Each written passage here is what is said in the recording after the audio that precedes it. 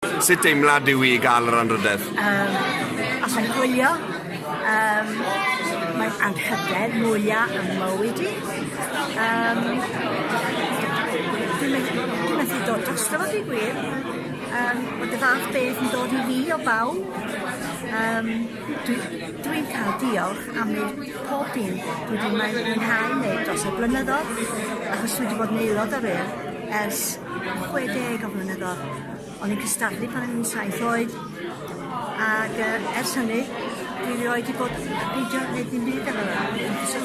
Dwi'n cysylltu'r efo Cymreictod, hapusrwydd, Cymreictod yn fwyaf, achos ges i magu yn Niserth yn Sir Fflint.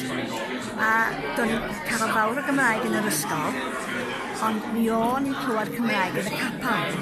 Ac yn clywed Cymraeg yn y capel, a dod allan o'r capel wedyn, pawb yn siarad Saesneg efo'i gilydd.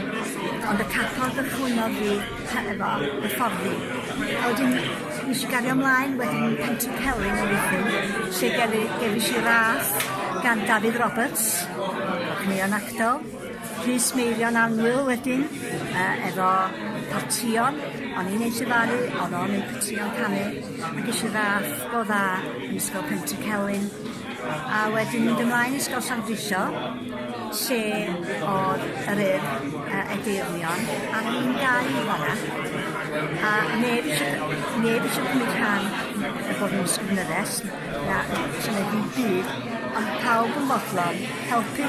So, eisiau mhenodi yn bennaeth, ac yn sydd eisiau mhenodi fel ysgrifenyddes Cylch Edeirion. A mi gododd ar ei draed, achos o pawb, waith tîm oedd o, pawb yn fodlon yn cystadlu wedyn.